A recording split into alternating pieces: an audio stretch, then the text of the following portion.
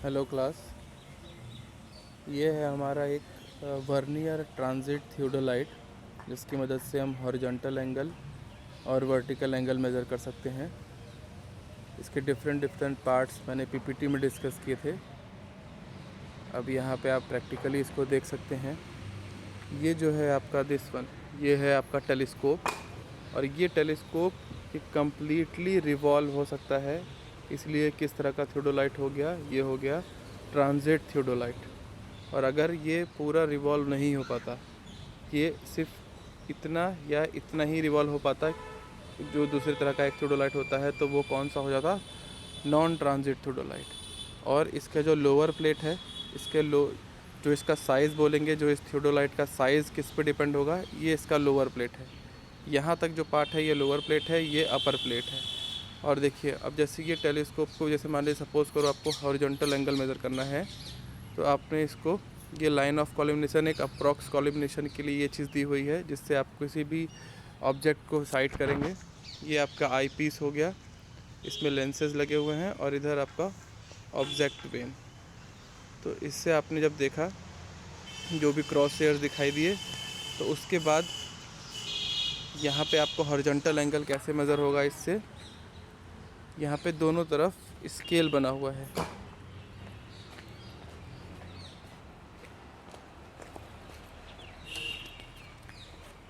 यहाँ पे देखो, ये स्केल बना हुआ है। एक अपर प्लेट में स्केल है और एक लोअर प्लेट में स्केल है।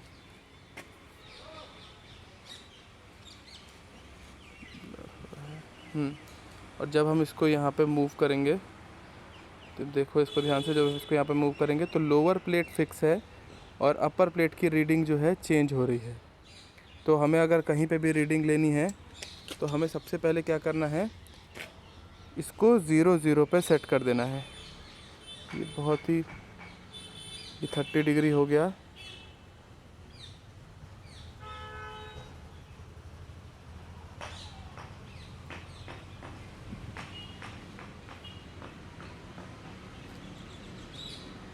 ये रहा 0 डिग्री, ठीक है। ये देखो, अब हमने इसकी जो रीडिंग है,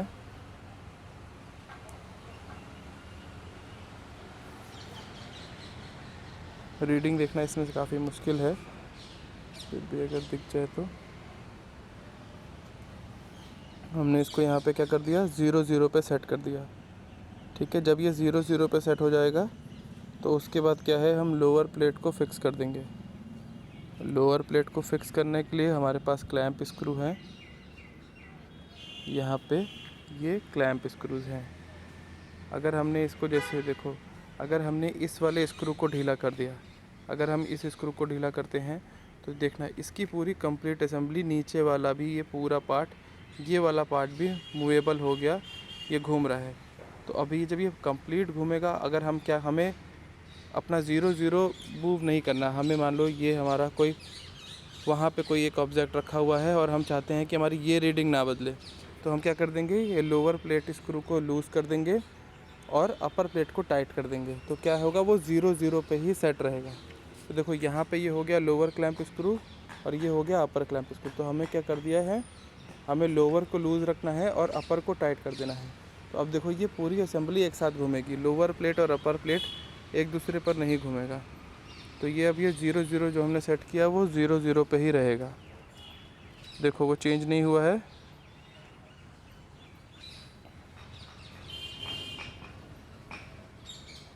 और अगर हमें इस पे एंगल मेज़र करना है, तो हम क्या करेंगे, लोअर प्लेट को फिक्स कर देंगे।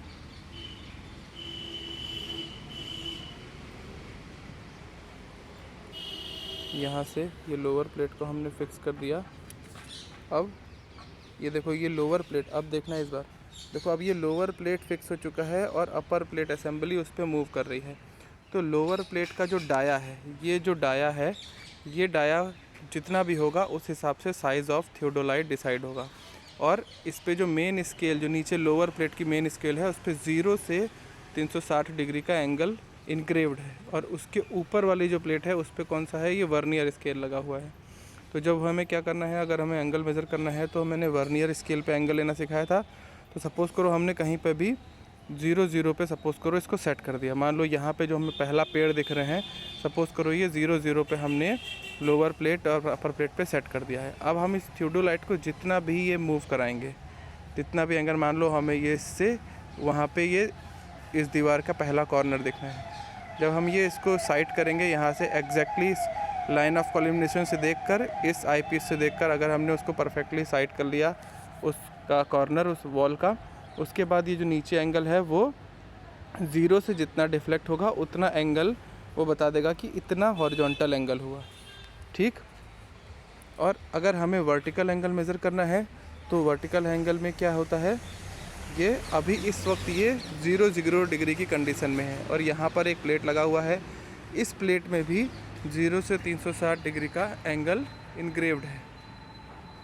ठीक है, यहाँ पे ये देखो इस स्केल्स पे देखना, इसके अंदर स्केल बने हुए हैं, ये तुम्हें दिख रहे होंगे। और जब मैं इसको मूव कराऊंगा, जब टेलीस्कोप को मूव कराऊंगा तो एक स्केल अंदर वाला मूव नहीं कर रहा है, सिर्फ बाहर वाला स्केल मूव कर रहा है। उस हिसाब से हम इसका क्या है, हॉरिजॉन्टल एंगल मेजर कर सकते हैं। देखो अभी ये शुरू में कितना है, 0 0 डिग्री।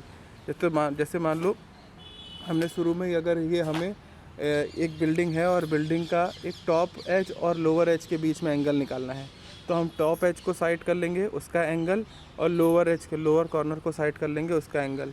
दोनों एंगल को माइनस कर देंगे तो टोटल जो है हमारा उसके बीच का एंगल निकल जाएगा। तो इस प्रकार जो है हम वर्टिकल एंगल को मेज़र कर सकते हैं। ठीक। और बाकी जो कंप्लीट असेंबली है, देखो ये नीचे ट्राईपॉड है, ट्राईपॉड पे हमें नीचे ट्राई बॉक्स दिए हुए हैं। मैंने बताया था कि दोनों अंगूठों को क्लॉकवाइज घुमाना है।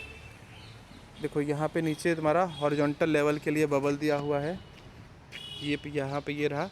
तो इस बबल को सेंटर में लाएंगे और यहाँ पर ये एक तुम्हारे जो वर्टिकल जो रीडिंग ले रहे हैं वर्टिकल स्केल के लिए, उसके लिए भी ये बबल दिया हुआ है।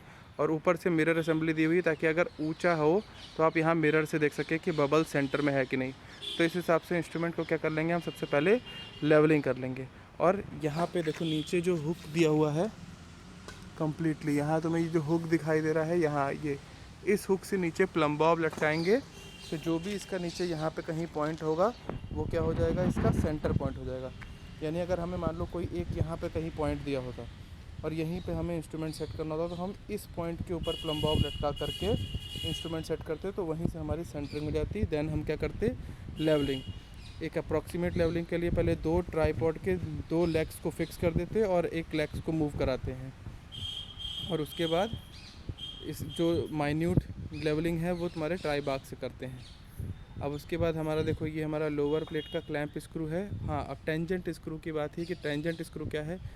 टेंजेंट स्क्रू से क्या होगा, जैसे सपोज़ करो अब तुम्हें अप्रॉक्सीमेटली वो मान लो वो जहाँ पे वो डस्टबिन है, तुम्हें वो डस्टबिन देखना है, तुमने अप्रॉक्सीमेटली देख लिया, लेकिन अभी वो डस्टबिन के तुम सेंटर पे नहीं आए हो, तो अब ये इंस्ट्रूमेंट लगा छुओगे तो बहुत ज़्यादा बिगड़ने की उम्मीद है। तो तुम क्या है कि टेंजेंट स्क्रू के हिसाब से इसको मूव कर सकते हो। जैसे ये तो देखो वर्टिकल टेंजेंट स्क्रू है, इसी तरह हॉरिजॉन्टल टेंजेंट स्क्रू है यहाँ दिया हुआ है।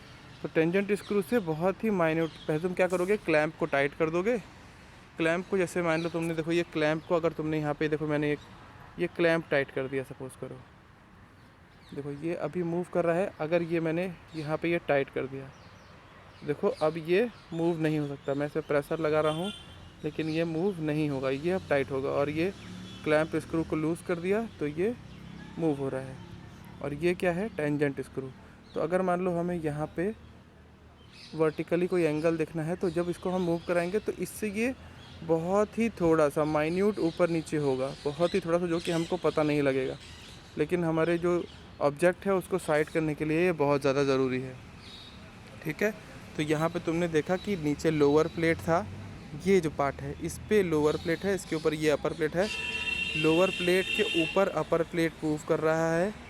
ठीक है, अगर हमें लोअर प्लेट को नहीं घुमाना है तो हम लोअर प्लेट को टाइट कर देंगे अब ये, और अपर प्लेट को लूज़ कर देंगे।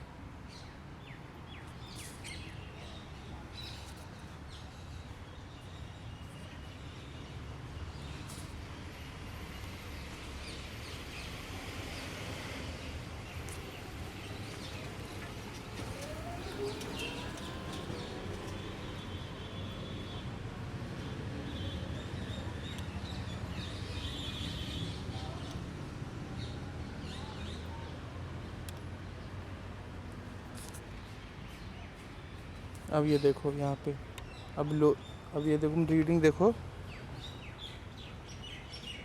देखो देखो, ये देखो नीचे 180 200 ऐसे दिखाई दे रहा है। तो देखो लोअर प्लेट अब फिक्स हो चुका है। लोअर प्लेट को मूव करने पे लोअर प्लेट मूव नहीं हो रहा है। जब मैं इसको घुमा रहा हूँ तो सिर्फ अपर प्लेट मूव हो रहा है। तो इससे क्या है, हम इसकी मदद से एंगल मेजरमेंट कर सकते हैं।